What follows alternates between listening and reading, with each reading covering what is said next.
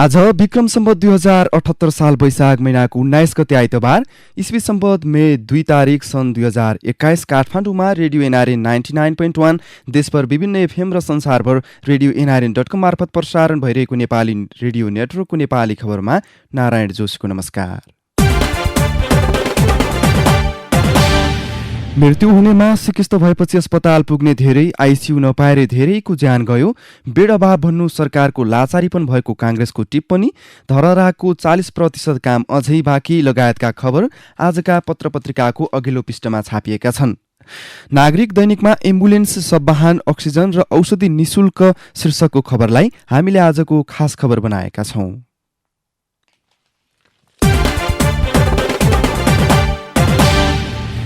वर्षामा बढ्दो कोरोनाको त्रास र थपिँदै गएका मृत्युका घटनाबीच समस्यासँग जुझ्न सहयोग र साथ जुट्न थालेको छ। यहाँ निशुल्क अक्सिजन, एम्बुलेन्स र सब्वाहनको व्यवस्था भएको छ। एउटा गैर सरकारी संस्थाले सरकारी अस्पताललाई 6वटा भेरिएन्ट सहयोग स्वरूप दिएको छ। त्यस्तै नेसनल मेडिकल कलेजले 172 शय्याको अस्थायी कोरोना विशेष अस्पताल सञ्चालनमा ल्याएको छ। वीरगञ्ज महानगरपालिकाले निशुल्क अक्सिजन बैंक स्थापना गरेको हो। कोभिड संक्रमणको कारण अप्ठ्यारोमा परेका नागरिकको जीवन रक्षाका लागि महानगरपालिका र लायन्स क्लब इन्टरनेसनलको साझेदारीमा निशुल्क अक्सिजन बैंक स्थापना गरिएको नगर प्रमुख विजय कुमार साराबगीले जानकारी दिए। वीरगञ्ज महानगरपालिका परिसरमा स्थापना गरिएको अक्सिजन बैंक सञ्चालनमा ल्याएको हो। अक्सिजनको अभावमा कोरोना संक्रमितको उपचार प्रभावित भइरहेको अवस्था सामना गर्न निशुल्क अक्सिजन बैंक स्थापना गरिएको नगर प्रमुख साराबगीले बताए। यस्तै कोरोना संक्रमित भई होम आइसोलेसनमा रहेका संक्रमितका लागि आवश्यक पर्ने औषधि किट समेत महानगरपालिकाले निशुल्क वितरण गर्न थालेको छ। महानगरले कोरोना संक्रमितका लागि घर घरमै औषधि निशुल्क वितरण सुरु गरेको जनाएको हो। कोरोना संक्रमितलाई लक्षण अनुसार चलाइने सहयोगी औषधि प्रदान गरिएको नगर प्रमुख साराबगीले जानकारी दिए। Paracetamol, vitamin C, vitamin D, एसिडी रोक्ने औषधि र एन्टिबायोटिक जस्ता 8 प्रकारका औषधि महानगरले उपलब्ध गराएको छ। संक्रमितलाई औषधिको प्रयोग विधि र मात्रा समेत बताउने गरिएको छ। पर्सा क्षेत्र नम्बर 1 बाट निर्वाचित प्रतिनिधि सभा सदस्य प्रदीप यादवको संसदीय क्षेत्र विकास कोष र वीरगञ्ज महानगरको संयुक्त लगानीमा निशुल्क एम्बुलेन्स र सब्वाहन बुधबारदेखि सञ्चालनमा ल्याएको छ। एम्बुलेन्स हस्तान्तरण गर्दै सांसद यादवले महामारीको समयमा निशुल्क एम्बुलेन्स सेवाले थोरै भए पनि मानिसलाई सहयोग मिल्ने विश्वास व्यक्त गरे।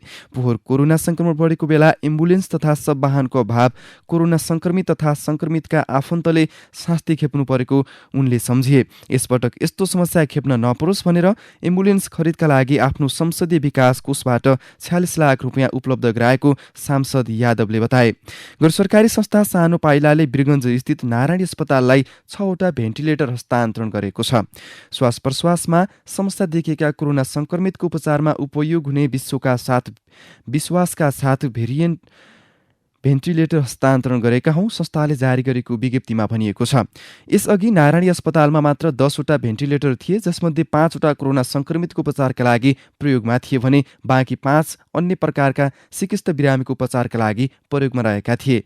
नारायणी अस्पतालमा अब प्रयोग योग्य भेन्टिलेटरको संख्या 15 पुगेको छ, जसमध्ये 11वटा कोरोना संक्रमितका लागि उपयोगमा आउने भएको छ।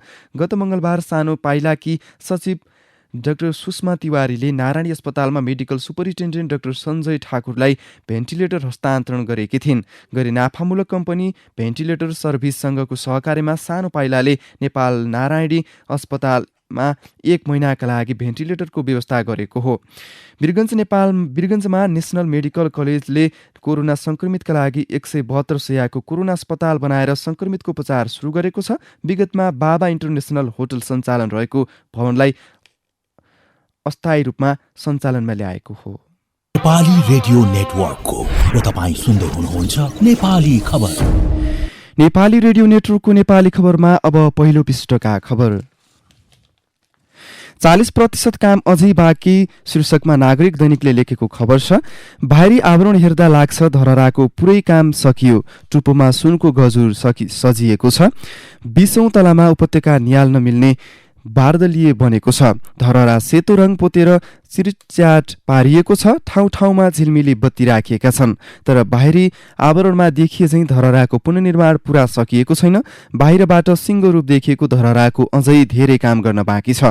काम नसकिँदै प्रधानमन्त्री केपी शर्मा ओलीले वैशाख 11 गते धरहरा बनिसक्यो भनेर उद्घाटन गरेका थिए, तर धरहराको 60% मात्रै काम सकिएको छ।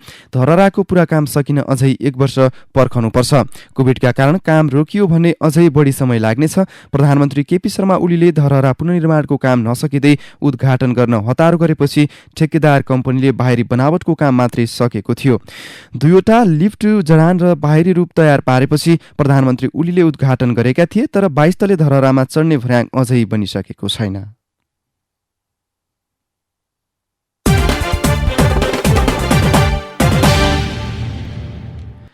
प्रमुख प्रतिपक्षी नेपाली काङ्ग्रेसले कोरोना भाइरसका बिरामीको उपचारका लागि अस्पतालमा शय्या नभएको भनी सरकारले दिएको सार्वजनिक अभिव्यक्तिको निन्दा गरेको छ। सङ्कटका बेला राज्यले नागरिकलाई ढाडस दिनुको साटो लाचारी प्रकट गरेको काङ्ग्रेसको आरोप छ। उसले सरकारको यस्तो अभिभावकलाई लज्जाको पराकाष्ठ भनेको छ। काङ्ग्रेस प्रवक्ता विश्वप्रकाश शर्माले शनिबार जारी गरेको विज्ञप्तिमा स्थितिको संवेदनशीलता दृष्टिगत गरी नागरिकलाई गम्भीर बन्न राज्यले अपिल गर्नुपर्नेमा उल्टी त्रास फैलाएको उल्लेख गरेको छ। सङ्कटका बेला नागरिकमा हताश होइन, ढाडस र विश्वास प्रवाह गर्नु जिम्मेवार सरकारको कर्तव्य हुने उनले बताएका छन्। सरकारले अस्पतालमा शय्या उपलब्ध गराउन नसकिने अवस्था आइसकेको सार्वजनिक रूपमा भन्नु लाचारी मात्रै होइन, गैर जिम्मेवारी पनि हो। विज्ञप्तिमा भनिएको छ, वर्ष दिन सत्ता द्वन्द्वमा बिताउने संसद विघटन गरेर मध्य महामारीमा चुनाव घोषणा गर्ने, समयमै पर्याप्त तयारी पनि नगर्ने, 3 महिनामा सबै नेपालीलाई खोप भनेर सस्तो लोकप्रियता बाँड्ने, तर सङ्कटका बेला अस्पतालमा बेड छैन भन्ने सरकारको अभिव्यक्तिको चौतर्फी निन्दा भएको छ। बेड अभाव भन्नु सरकारको लाचारी शीर्षकमा नागरिक दैनिकमा खबर छापिएको छ।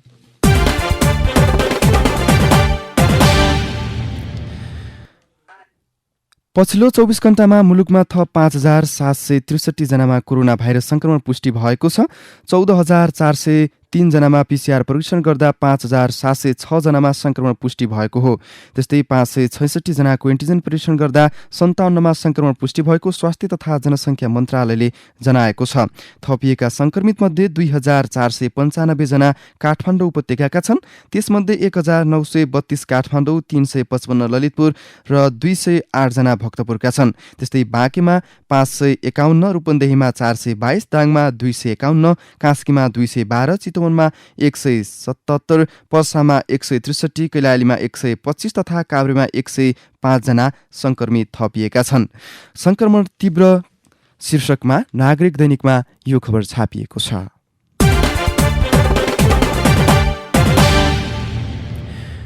मृत्यु हुनेमा सिकिस्त भएपछि अस्पताल पुग्ने धेरै शीर्षकमा नागरिक दैनिकले खबर छापेको छ। नेपालगञ्जका 10 का 49 वर्षीय एक पुरुषलाई ज्वरो र रुगाखोकीले सताएको 1 साताभन्दा बढी भइसकेको थियो। उनले भेरी अस्पताल पुगेर PCR परीक्षण गर्दा स्वाब दिए। गत 5 गते उनलाई कोरोना पोजिटिभ पुष्टि भयो। त्यति बेलासम्म भेरी अस्पतालमा खासै भिडभाड थिएन र पछि उनले होम आइसोलेसनमै बस्ने निधो गरे। जब स्वास्थ्यमा गम्भीर समस्या देखिन थाल्यो तब उनी अस्पताल भर्ना हुन खोजे, तर उनले समयमै बेड पाएनन्। भर्ना हुन खोज्दा बेडका लागि आफ्नो पालो पर्खिनुपर्ने अवस्था आयो। पालो पर्खिँदा उहाँको स्वास्थ्य अवस्था झन बिग्रिँदै गयो। एक आफन्तले भने कोरोना पोजिटिभ भएको 9 दिनपछि मात्र उनी भेरी अस्पतालमा भर्ना भएका थिए। उनी अस्पताल भर्ना हुँदा सिकिस्त भइसकेका थिए। स्वास्थ्यकर्मीले बचाउन अनेक प्रयास गर्दा पनि शुक्रबार दिउँसो 12:30 बजेतिर उनको मृत्यु भयो।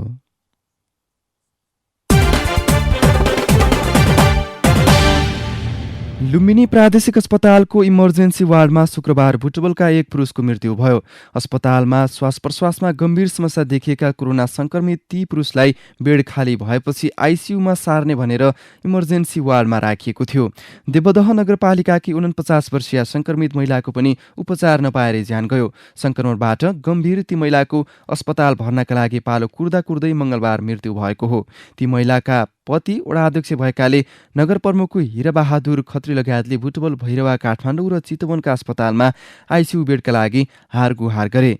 केही नलागेपछि ती महिलालाई प्रादेशिक अस्पताल बुटबल लगियो। उहाँको अवस्था नाजुक थियो। तत्कालै आइसियुमा राख्नुपर्ने बिरामीलाई अक्सिजनले मात्रै बचाउन सकिन प्रादेशिक अस्पतालका डाक्टर विष्णु गौतमले भने।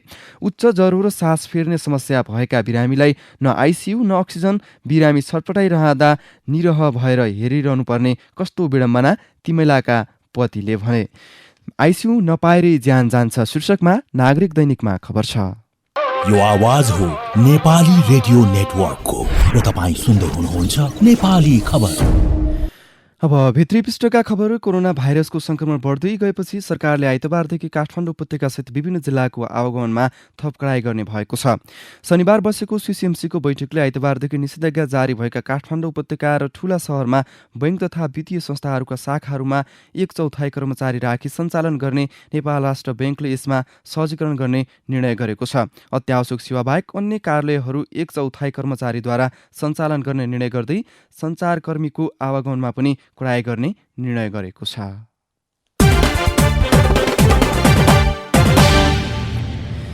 विगतका वर्ष झैं यस वर्ष पनि शनिबार अन्तर्राष्ट्रिय श्रमिक दिवसको अवसरमा राष्ट्रपति, प्रधानमन्त्री लगायतले श्रमिक हितको पक्षमा शुभकामना सन्देश जारी गरे। दोस्रो लहरको कोरोना महामारीका कारण भौतिक रूपमा श्रमिक दिवससँग सम्बन्धित कार्यक्रम आयोजना नगरिए पनि सन्देश मार्फत सरकारवालाले श्रमिकलाई उच्च सम्मान व्यक्त गरे। तर श्रमिकको वास्तविक जीवन झनै कष्टकर हुन पुग्ने तर्फ भने धेरैको ध्यान गएन। विदेशमा रोजगारी गुमाएकालाई पुनरीकरण गर्न आवाज उठ्दै आए पनि त्यस्तो योजना बन्न सकेको छैन। श्रमजीवी सोम लुइटेल यतिखेर स्वदेशमा काम गर्ने श्रमिकलाई न्यूनतम पारिश्रमिकदेखि श्रम ऐनले व्यवस्था गरेको सुविधा दिलाउन सके मात्र उपलब्धि मान्नुपर्ने अवस्था रहेको बताउँछन्।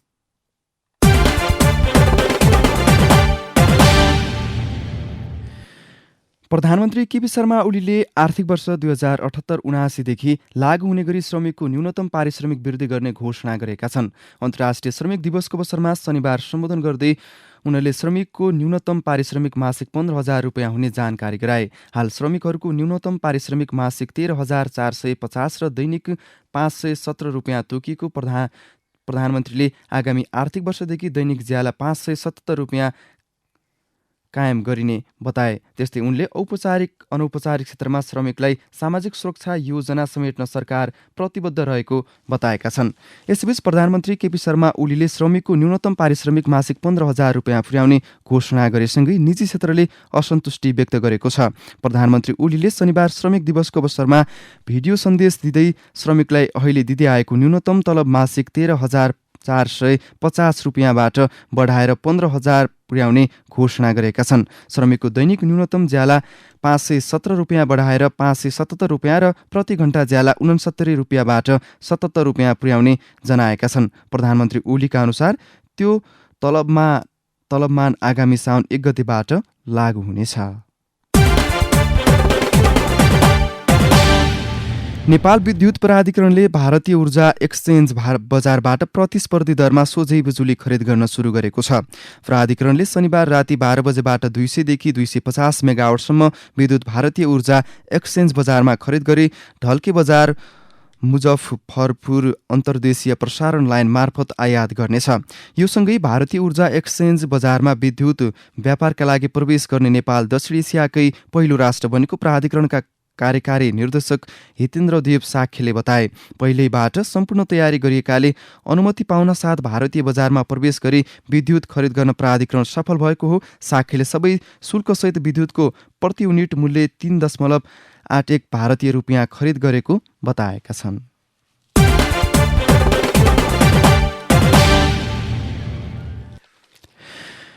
नेपाल संस्कृति विश्वविद्यालयका पूर्व उपकुलपति एवं राष्ट्रिय सभाका पूर्व सदस्य विदुर पौडेलको निधन भएको छ। पूर्वीय दर्शनका जानकार तथा पहिलो राष्ट्रिय सभाका सदस्य समेत रहेका पौडेलको शनिबार बिहान पशुपति वैद्यनाथ वैद्यखानामा निधन भएको हो। शनिबार बिहानै पशुपति आर्यघाटमा अन्त्येष्टि गरेका पौडेलले कुमारीगालमा बस्दै आएका थिए। मस्तिष्क घात भएपछि सुरुमा त्रिवी शिक्षण अस्पताल हुँदै सिनामङ्गल स्थित काठमाडौँ मेडिकल कलेजमा लगिएको थियो। स्वास्थ्य सुधार आएपछि पौडेलको इच्छाअनुसार नै पशुपति वैद्यखानामा लगिएको थियो। राष्ट्रिय सभा सदस्य हुँदा सरकारले दिएको गाडीको सुविधा पनि प्रयोग नगरेका पौडेल त्याग र निष्ठाको राजनीतिको उदाहरणीय व्यक्ति भएको विभिन्न क्षेत्रका व्यक्तिहरूले जनाएका छन्। नेपाली रेडियो नेटवर्कको र तपाईँ सुन्दै हुनुहुन्छ नेपाली खबर। अब विदेशका खबर। कोरोना भाइरस संक्रमण फैलिएसँगै अस्ट्रेलियाले भारतबाट फर्कने आफ्ना नागरिकलाई कडा सजायको व्यवस्था गरेको छ। अस्ट्रेलियाली सरकारले भारतबाट यात्रा प्रतिबन्ध लगाउँदै त्यहाँबाट स्वदेश फर्किए 5 वर्षको जेल सजाय दिन सकिने जनाएको छ। बीबीसीका अनुसार भारतमा हाल अनुमानित 9,000 अस्ट्रेलियाली नागरिक छन्। तीमध्ये 6 जनालाई अस्ट्रेलिया सरकारले जोखिम समूहमा राखेको छ। अस्ट्रेलियाले यसै साताको सुरुतिर भारतबाट हुने सबै उडानमाथि प्रतिबन्ध लगाएको हो। अब केही खेल र खेलाडीका एनएसएलको शीर्ष स्थानमा उक्लिने अवसर गुमाएको छ। त्रिपुरेश्वर स्थित दशरथ रङ्गशालामा शनिबार भएको दिनको दोस्रो खेलमा फुटबल अग्रता जोगाउन नसक्दा विराटनगर सिटी एफसी 2-2 को बराबरीमा रोकिएको हो। विराटनगर विरुद्धको जितले बुटबल शीर्ष स्थानमा उक्लिने थियो। जारी लिगमा बुटबल एक मात्र अपराजित टोली हो। पहिलो खेलमा पोखरा थन्डर्समाथि 2-0 को जित हात पारेको बुटबलले दोस्रो खेलमा उत्कृष्ट पुनरागमनमा एएफसी चितवनसँग 2-2 को बराबरी खेल्दै अङ्क बाँडेको थियो। 3 खेलको समाप्तिमा 1 जित र 2 बराबरको नतिजापछि 5 अङ्क जोडेको बुटबल दोस्रो स्थानमा छ। आज ललितपुर सिटी एफसी विरुद्ध पोखरा थन्डर्स बीचको खेल साँझ 5:30 बजे सुरु हुनेछ।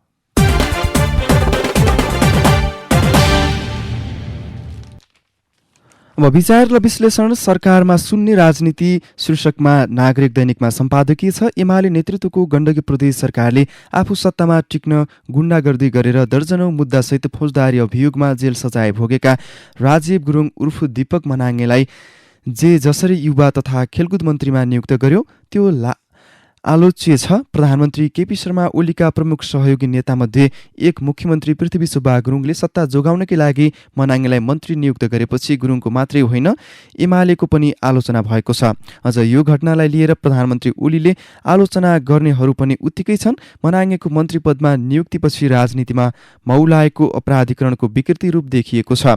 आफू विरुद्धको अविश्वास प्रस्ताव कमजोर बनाउने गण्डकी प्रदेशका मुख्यमन्त्री गुरुङले डनको पहिचान बनाएका प्रदेशसभा सदस्य मनाङलाई मन्त्री बनाएका हुन्। अझ सामाजिक विकास मन्त्रालयलाई टुक्र्याएर युवा तथा खेलकुद मन्त्रालय बनाई मनाङलाई मन्त्री नियुक्त गरेपछि मुख्यमन्त्री प्रदेश सरकार र एमाले बदनाम भएको हो। मुख्यमन्त्री गुरुङले अहिलेसम्मको आफ्नो साख पनि यस घटना मार्फत गुमाएका छन्। यसलाई एउटा सम्भावनायुक्त सेना नेताको छवि धुमिल भएको दुःखद घटनाका रूपमा लिनुपर्ने हुन्छ।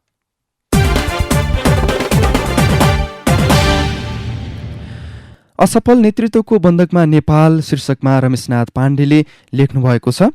कोरोना महामारीले नेपालमा शासकीय क्षमताको खडेरी परेको खुलस्त भइसकेको छ। सबै तहमा व्याप्त भ्रष्टाचारले देश जर्जर हुन थालिसकेको छ। आम जनताको धैर्यको बाध भत्किएर परले आउनु अघि नै राजनीति सम्हालिनुपर्छ। राज्यको ढुकुटी जनताले तिरेको करबाट जम्मा भएको हो। लकडाउनका बेला शारीरिक र आर्थिक दुर्लभता भएका नागरिकप्रति राज्यको दायित्व पूरा गर्न कन्जुसी गर्नु हुँदैन। कोरोना महामारीले राजनीति संक्रमणलाई नाजुक चरणमा ल्याएको छ। इतिहासले कोल्टो फेर्ने संकेतहरू अनुभवको भित्तामा पढ्न थालिएको छ। केपी ओली नेतृत्वको सरकार केही महिना अरू रहन सक्छ अथवा केही हप्तामा नै जान सक्छ। तर जे भए पनि जोखिममा परिसकेको इतिहास र भूगोल खतरामुक्त हुने छैन। इतिहासमा